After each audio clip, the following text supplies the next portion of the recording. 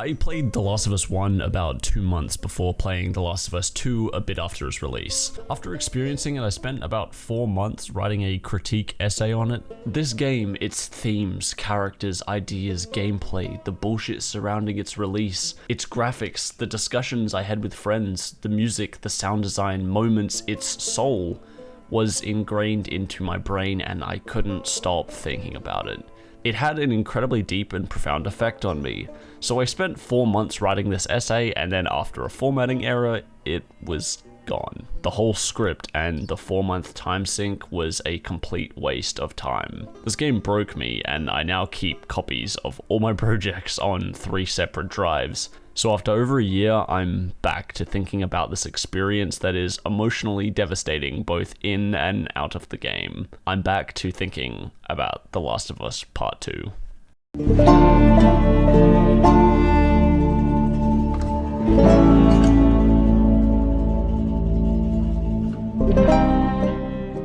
I won't be addressing at length the bullshit surrounding this game's release. That being said, I believe it important to bring up. I think the claims about SJW propaganda are entirely silly and completely false. I actually quite like the way that this game handles representation. I'm even going to address it a little bit later. I think that making complete conclusions before even finishing, let alone having played the game in the first place, is also quite silly. The fact that people were damning this game before it even came out is just ridiculous. And I am honestly quite grossed out by how many people were verbally abused for having been on the development team or even just enjoying the game. One of the most infamous examples is being the awful shit that the YouTube channel Girlfriend Reviews had to go through. They have a fascinating video on it. The same could also be said for the opposite. People were abused for disliking the game as well. Either way, it doesn't justify any of the actions that people deem justifiable surrounding this game's discussion. It was some of the most toxic online discussion I have ever seen, and it was all because of a video game. Also, to address crunch culture, I think the conditions and workplace abuse can never be justified. There are no exceptions. Obviously, to clarify, I'm talking about crunch culture, not self-imposed creative crunch. I do not have the knowledge or time to go fully in depth, so instead I will show you to Noodle's video on crunch culture, if you're interested on just how crunch culture operates in the game development industry. But overall, as much as I appreciate the quality and care put into this game, I would have happily taken a worse game if it meant that I knew that crunch culture was not enforced or endorsed in Naughty Dog. Or possibly in an ideal world, the game was delayed to allow for the best of both worlds. Less crunch, more quality. And with that all out of the way, let's talk about The Last of Us Part 1.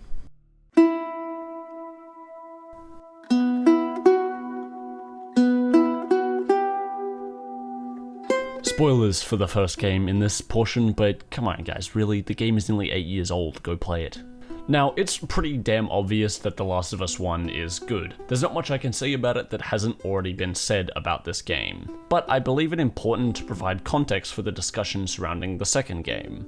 Although I believe this game has good gameplay, the story is the clear focus, and is stellar not just as a video game story, but a story, period.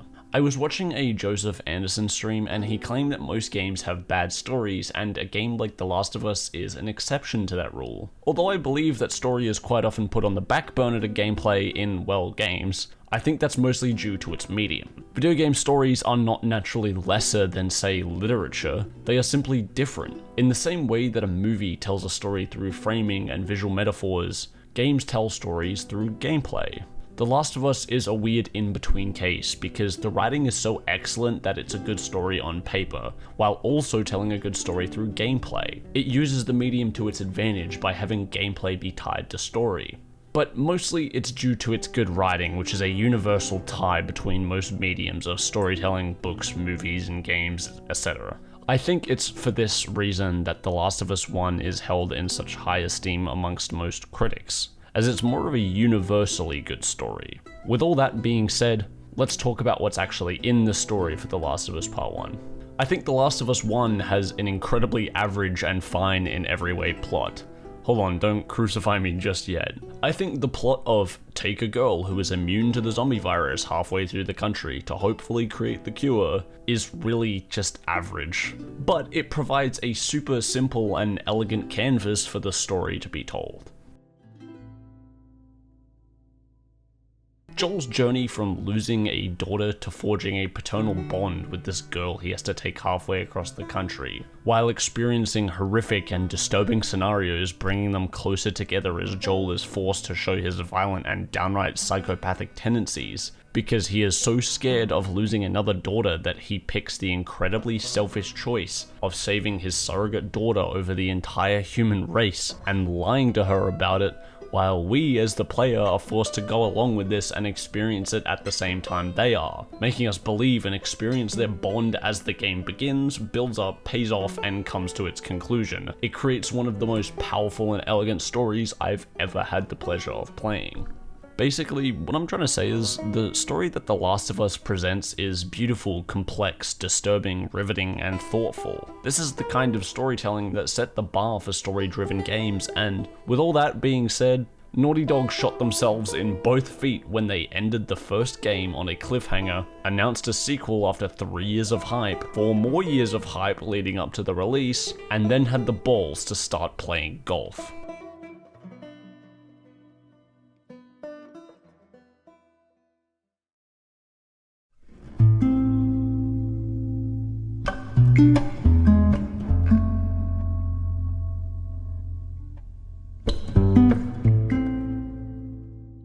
Before we start talking about putters and drivers, first of all, it's very difficult to talk about this game without spoiling it, especially considering this video is entirely about the story being presented by this game, so yeah, spoilers for The Last of Us 2 from here on out. The Last of Us 2 starts off in a weird place. Joel tells Tommy about the events of the first game, which is followed by a sweet scene of Joel playing guitar before handing said guitar to Ellie before telling a bad joke with the punchline, which, just like this video, is time-consuming. This whole scene doesn't serve the plot at all, but just like the first game, I don't think the plot is that relevant. In fact, I think that one of this game's few flaws is that when its plot tries to be more involved than specific, it meanders a bit. But like I said, I don't really care because the story being presented far outweighs in quality over the plot. So the game immediately brings back part of what made the first game so great in parts. This scene establishes, contextualizes, and continues the development of characters while not worrying about the plot. Some might argue that it needs to establish the plot now, but isn't that kind of the point? We get to see how these characters feel about each other after the cliffhanger at the end of the first game, before we jump into the primary plot. After this, Joel and Ellie travel across the country together in a rather pleasant journey, finding more people immune to the virus. Joel tells Ellie the truth, she forgives him, and at the end of the game, Joel makes a heroic sacrifice, saving everyone, and they all live happily ever after. Joel, please get up! Yeah, so as I said, this game does a lot of what the first game does well. That doesn't mean it's the same. This game is a journey across the country, not for the cure, but for revenge. Our character is forced to commit horrible, violent acts, but it's not Joel, it's Ellie. And we lose characters we care about, but it's not Tess, it's Joel. As I said, Naughty Dog had some balls when they made this game. When I played this game, I was floored, I was gobsmacked, but I was completely sold. I was invested completely in Joel's story. He was a complicated and violent man that I completely empathized with, who made a selfish decision that got him killed.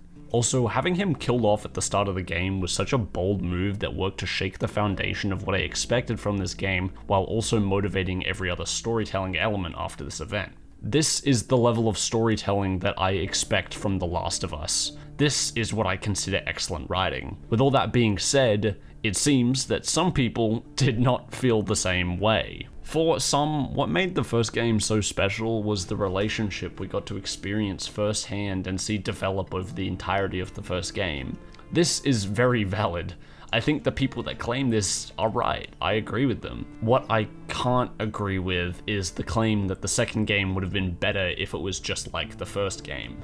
Imagine if the second game releases and it's just the story that I baited you with earlier.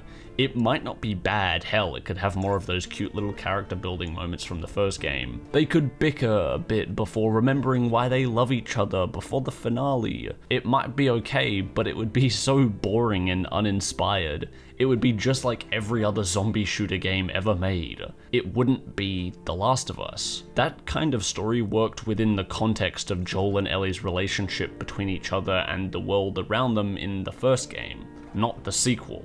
The story that people wanted was a nice story. The Last of Us is not a nice story. But hey, we're ignoring the other most important part of this segment. The villain, the awful monster who killed your beloved character, Abby. Now, at this part of the game, we all hated her. I mean, how could you not? This bitch comes out of nowhere and kills the main character of the first game, and how her muscles are so big, she's just the strong female archetype. It's not like she's undergone military training in a built-up society with large gym areas you walk past in the game, and they have so much food that they can afford to complain and be picky about what they're eating. Sorry, this was a weird side tangent. This criticism just kind of annoys me because it's people nitpicking about shit that's already been explained in the game. The point is, we already just met Abby. We wonder who she is and why she's here, and then this happens. Alright, sorry, I'll stop showing this clip now, I feel like it's kind of mean. And in this moment, the sound drowns out, and even after playing this game, this shit still fucks me up. Because we are right there with Ellie. The sound drowns out because nothing else is important. All we feel is loss turning into anger, and then hate. We hate Abby. And we're given all of 5 minutes to mourn before we begin our hate-fueled revenge quest to get back at Abby. And we start by fucking around in Seattle? Okay, so this part's kinda weird to me because it actually destroys the pacing. Because we go from Joel's death to goofing off in Seattle for a few hours to collect scrap and play guitar. I get that it's supposed to give you time to ruminate, but it just didn't work, and I think most people feel the same way. See guys, even if you like something, you can still criticize it, and vice versa still applies. But it picks up from here on out. More action, introducing the wolves, more zombies, whatever. Seattle Day 1 is fine. I'm not dissecting each and every part of this game, especially if it doesn't particularly matter besides traditional story structure rules and basic understandings of plot development. However, once they reach the theater, there's an interesting break from the structure of the first game. We get the first of many flashbacks. A lot of people naturally don't like flashbacks, especially in this game where anyone will find an excuse to hate it.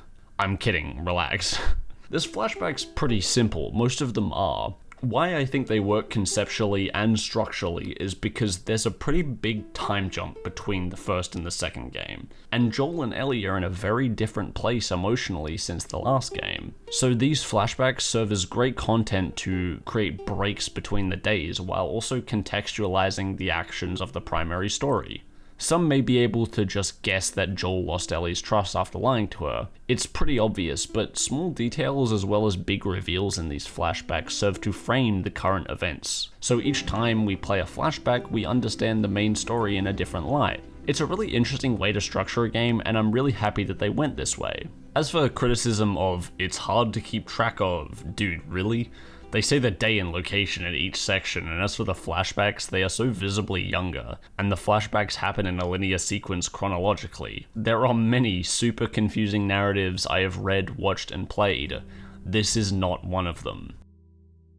But now that that's out of the way, this flashback's just really cute and kinda hurts my heart. With this flashback being the first, it's not so much an answer as much as it is a question. Where did it go so wrong? The flashback is all goofy fun times, there is no combat even if the spooky bit is a fake out. But here we are, in a theater, no birthday gifts, and no Joel. I'm not gonna speak much about the other flashbacks too much, as what I said applies to most of them, unless it's relevant and I'll bring it up later. Besides that, honestly, there's not much to be said about day 2. It's just more traveling, encountering wolves, oh, and the hospital. Oh right, sorry, I need to stop with that bit. Anyway, so this part weirdly upsets quite a few people because it's forcing you as the player to commit these quite gruesome actions that you may not want to do. Which, I don't know, rings a bell or something. It reminds me of something else. Now, like a great many other criticisms I'm addressing, I'm not saying these are the only reasons people are upset, it's just the criticism I saw the most. As I've said, I think there is criticism you can lay against this game that is very valid. In fact, I agree with some of it, as I've already stated. But I'm getting off track. Ellie kills Nora. You can actually hear an upcoming boss from this scene, so that's kinda cool. She reflects for a bit with Jesse and Dina, and oh shit, Abby's here. Go kick her ass, Ellie. She runs up, shoots Abby, and avenges Joel. Yay! Well, except for the fact that this actually happens. Holy fuck, I was kidding, but before. Now you gotta go get her, Ellie. Fuck her up, but wait. Before we can get to the epic climax, I've talked a lot about the story and the controversial elements, addressing some concerns and criticisms, but I think we're forgetting a pretty important part here.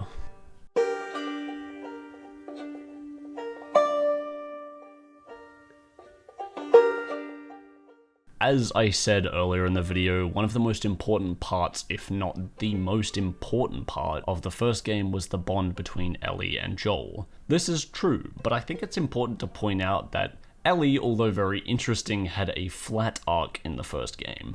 It was Joel that had the arc. Although it's more of a full arc, quick screenwriting lesson on negative character arcs. An arc is usually structured with a character believing the lie, encountering the truth, and what they do with said truth decides on what kind of arc it is. A positive arc involves overcoming the lie, and a negative arc is about rejecting the truth. Joel clings to the lie, rejects the new truth, and falls into a worse lie. Joel gets the arc because he was changed by Ellie. So I think it makes perfect sense for Joel to change and actively influence Ellie's character, even in death, for the second game. Although she actually has what's called a disillusionment arc. She believes the lie, overcomes the lie, and finds that the truth is actually tragic. Considering the quality of writing seen in most AAA releases these days, it's incredible that Naughty Dog even went for a risky negative arc, let alone one as complex as a disillusionment arc. But now let's get to the epic climax we were up to. Is that fucking Abby?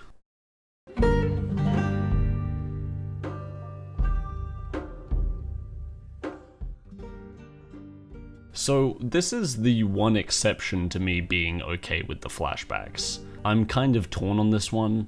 I think it would have been better than us playing adult Abby, but it's a little cheap to be like, look, it's child Abby hanging out with her dad. Because children are naturally easy to empathize with, but this being right after she fucking domed, what's his name? Oh, right, Jesse. I'm not even going to address his death, because it doesn't really matter. It was mostly shock value, but at the time of playing the game, I did like it, so I'm not really sure. Again, kind of torn.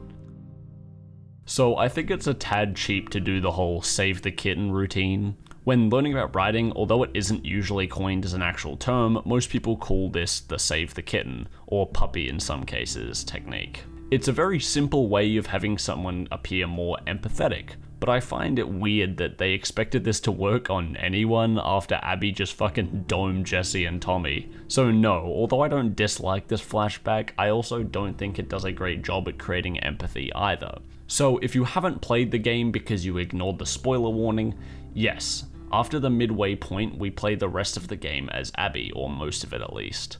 After this flashback, we go back to Seattle day one, but what we see is what Abby was up to leading up to the theater confrontation. Now, like most of what this game does, some people were not happy about this, but I'm going to try and slowly explain why I think this choice was effective, beginning with the fact that I kind of have to applaud Naughty Dog for even trying this story, let alone, in my opinion, succeeding. Bringing in a character that kills the protagonist from the previous game, and then having us play as said character is very interesting story structure, and takes brilliant use of the medium because we actually have to take control of the character. In a book you could have the second half be from the perspective of the villain, but it could never be the same as having us actually take control of said character.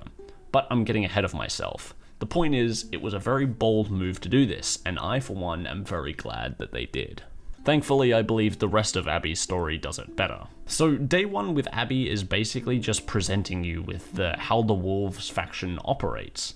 And I like this part. It's not particularly a standout. I think this serves less as, look at these nice people you killed as Ellie, and more of world building. Plus, look guys, plenty of food and a large gym. You know, just saying. But I personally never really cared much about the world being presented in The Last of Us. Another overgrown cityscape filled with zombies. Wow, how interesting. I don't know, this is way more of a personal preference. I'm glad it's here to appease the nerds who aren't satisfied until every little detail has been over-explained, basically Star Trek fans. Most writers will tell you that internal consistency is far more important than realism, and I do actually 100% agree with this. I don't particularly give a shit how realistic the cordyceps virus is based on real-world comparisons. Guys, look, the virus is just like this real-life fungus that only affects ants or whatever. Yeah, cool, I don't particularly care. Just tell me how it functions in this world, and if it's internally consistent, then I'm happy. But that's a whole topic in itself, and I have no self-control, so let's move on. We're introduced to the wolves. We meet Danny, Manny. You ever notice how many characters' names end with the E pronunciation? Ellie, Abby, Danny, Manny, Jesse. I don't know, it's something I just noticed while writing this. Anyway, so we meet Bear, you know, that dog we viciously murdered as Ellie, fight some wacky forest people that we met as Ellie. Obviously not a super original concept, but I do like that there aren't just two parties fighting. It's kind of a mess with everyone hating each other for one reason or another. Again, not super original, but I like it. We make our way to the other wolves base or whatever, and we meet Isaac, the leader of the wolves. I honestly don't know why he's here. I get that he's here to spout exposition and act as a warning for Abby to completely disobey later, to give some impact to her decision, but at the end of the day, he's just forgettable, and for a series with so many memorable and interesting characters, he stands out by being so boring, which I'm aware sounds like a contradiction, but I think you know what I mean. After this, we get our Owen flashback. I really like this one because it does a couple of things. On one level, it's cute, it reminds me of the museum flashback in tone. 2, it serves as a breakup in pacing from the crazy Seraphite battle. 3, it works as another one of those question flashbacks. If we know that something went wrong between Abby and Owen in the present, and here they're so lovey-dovey, where did it go wrong? 4, it's another hint to show us that they used to be fireflies. This is both intriguing as a concept and is used to frame our actions from the first game, as Joel did essentially destroy the fireflies. Although they were already on the decline, so who's to say? And finally, it works to create this great effect that I think Abby's story does really well, because we get to first see the character's demise by Ellie's, or I guess our hand, and then we see them from Abby's perspective. Our initial reaction may be, oh hey, there's that character I killed. And then as we see more and more of them, we go, oh shit, there's that character I killed. Most stories will empathize you with the character and then have them killed, but Naughty Dog pulls the opposite and it somehow still works. As I've said, this is the kind of interesting storytelling I've come to expect from The Last of Us. After the flashback, we go find Owen, fight more Seraphites, and then get fucking knocked out. And we wake up in this fucking banger of a scene. I don't have much to say about it, but I think this is the closest we've ever gotten to a game living up to those dumbass scripted E3 presentations. This is also where we meet Lev and Yara, Seraphites who are being hunted by their own group and are forced into a reluctant partnership with Abby. Some say this makes no sense, but 1, it's already been established that Abby is a naturally empathetic person, and secondly, the enemy of my enemy is my friend, and so on and so forth. You help these kids fight through a ship and eventually find Owen at the aquarium. You know, the one where this happened.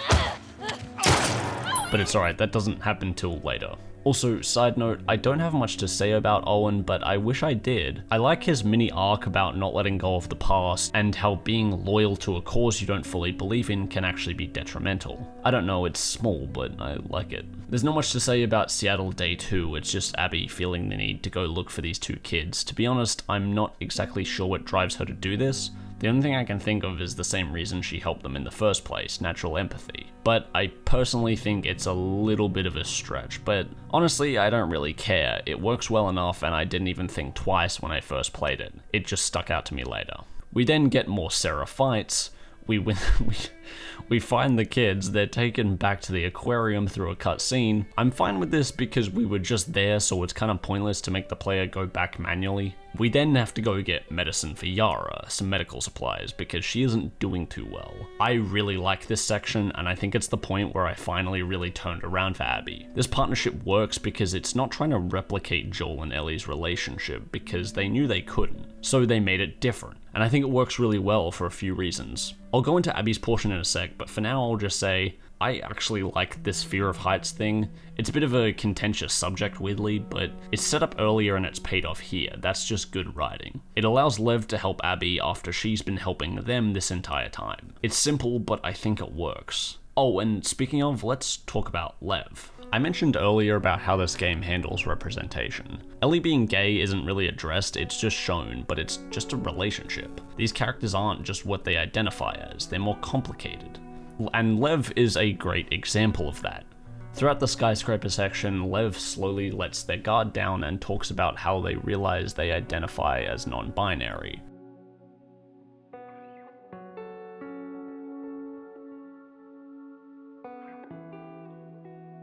I like this because it's not super obvious, so it lets the player slowly realize with context clues at the same time as Abby does. 2, it feels more human for Lev to be hesitant to say it. They wouldn't just blurt it out, it shows that they are learning to slowly trust Abby. And 3, it's using this crazy concept of an insane forest cult to frame a very human experience, and I for one am very glad it's included. This is a real, pretty respectful and eloquent representation. Well done, Naughty Dog, bravo. After this, we go to the hospital. We talk to Nora, yeah, that one, and we fight the Rat King in the lower levels. This video is mainly talking about story, not mechanics, but I will say I think this fight's pretty good. It's pretty hard on the higher difficulties, it gave me a run for my money, that's for sure. But in terms of narrative, it doesn't really matter at all. This part only serves gameplay. Usually this would bother me, as I think ignoring story for gameplay can be detrimental most of the time. But I think this section is riveting enough that it doesn't destroy pacing or whatever. So you can find the medical supplies here and get back to the aquarium. You can talk to Yara and Mel here. I haven't touched much on Mel because most of what I have to say about Owen and his place in the narrative can also be said about Mel. Just with an extra bite, well, because...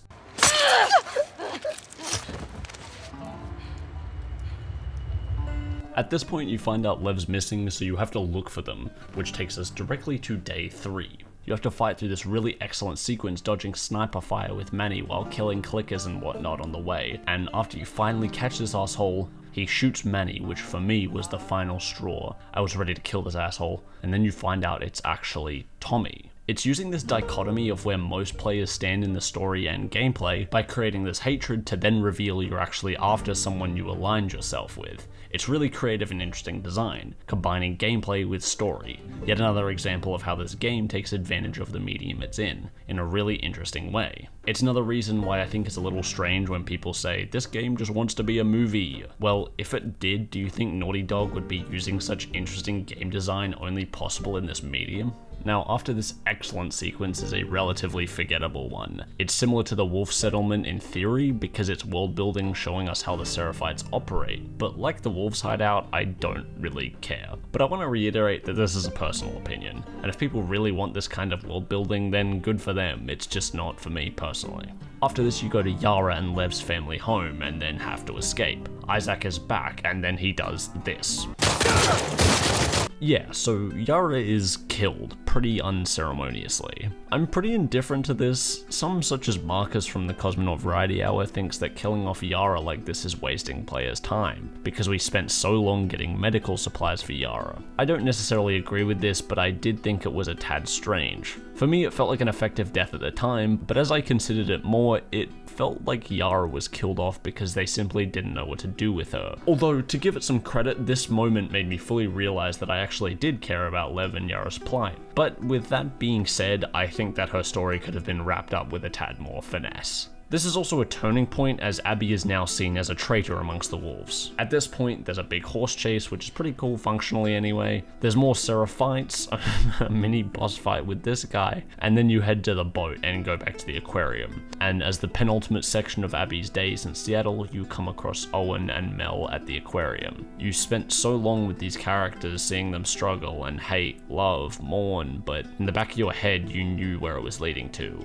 and you could have ignored it, pretend it was all going to be okay. But this isn't a nice story. This is The Last of Us. And you have to see not just what happened to you, you have to see what you did. We are back at the theater, except now we have experienced it from Abby's perspective. My one critique of this section is that letting Ellie kill Abby is a fail-state. I think it should have been integrated. It's the one time that I think restricting the player was used to poor effect in this game. Maybe if it had resulted in a cutscene where Abby overpowers Ellie anyway, kind of like a reverse of the Genichiro fight in Sekiro. After this fight, Abby spares Dina. I think it's important to point out that Abby was actually going to commit to kill Dina here. The only reason she stops is because of Lev, which I'll talk more about in a sec. Abby essentially wins the fight and lets Abby and Dina go because of Lev. This is where the two stories finally meet up. Now, believe it or not, this actually isn't the end. But first, let's talk about Abby.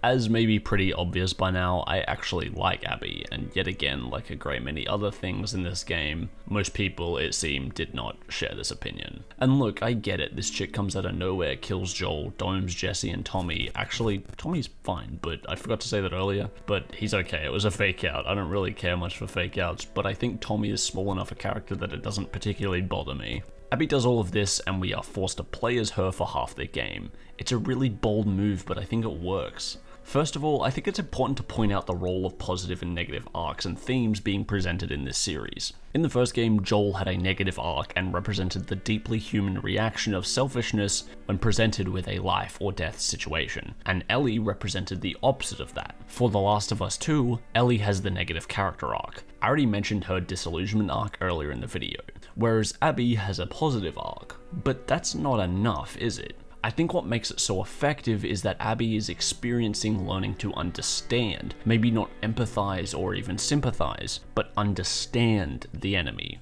which is exactly what Naughty Dog wanted for Abby. I think a lot of people are focusing too much on the "don't you feel bad" aspect of this game. Yes, guilt tripping can actually be an effective tool that this game uses, even if it's not properly used all the time. I actually like it. But as I've said numerous times, and I'll say again, this is not a nice story. This is The Last of Us. And with that being said, I think that some people forget that although this game does use guilt, it also uses empathy and forgiveness in a really interesting way. Having the perspective of our actions in the first game, such as killing the doctor at the end of the first game to elicit a feeling of guilt in the second game, is excellent writing. But Naughty Dog knew that wouldn't be enough. So having Abby slowly learn to empathize with someone else adds that little extra effort to create a really effective story where we begin to hate. All we have is a drive for hate, but as we get further and further seeing just what we did to this human being, we have, even just a little, sympathy for your devil.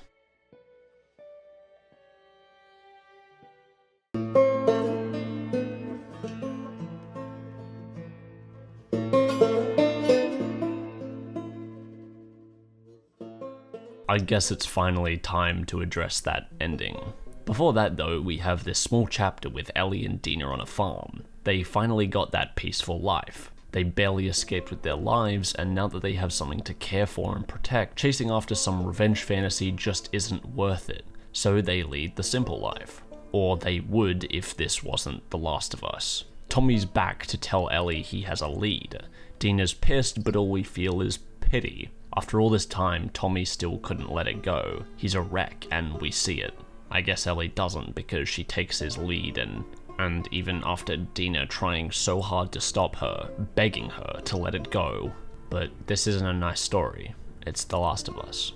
We play a small section as Abby, who's with Lev trying to track down a supposed remnant of the Fireflies, but is captured by the Rattlers. There's almost nothing to say about them, so I won't. We go back to Ellie, who fights through the Rattlers to finally find Abby on the beach, crucified. After everything she's gone through, here she is, a shell of what she was with only Lev left. And after all that, she just wants to take Lev and leave. But Ellie can't have that. She forces Abby to fight, and after a depraved, tense, and exhausting fight, she lets Abby go?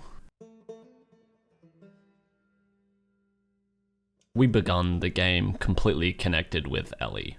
We lost Joel just as she did. And just as she slowly starts to lose her connection with Jesse, with Dina, with Tommy, with Joel, we also lose our connection with her.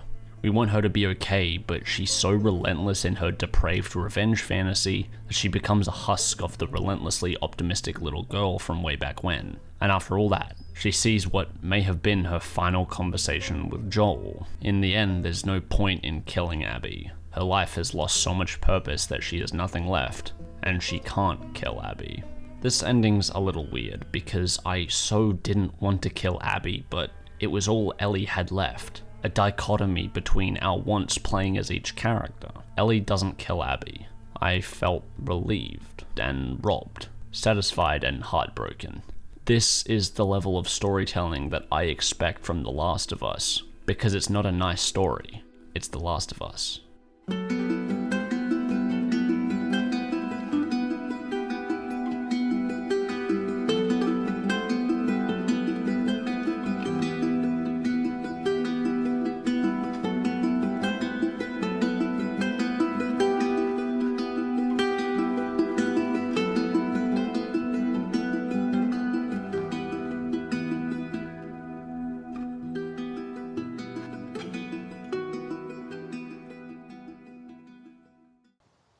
I don't think I can ever forgive you for that.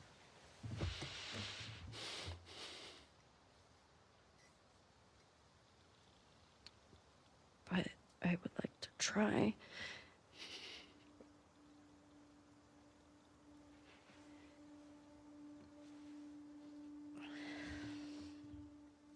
I'd like that.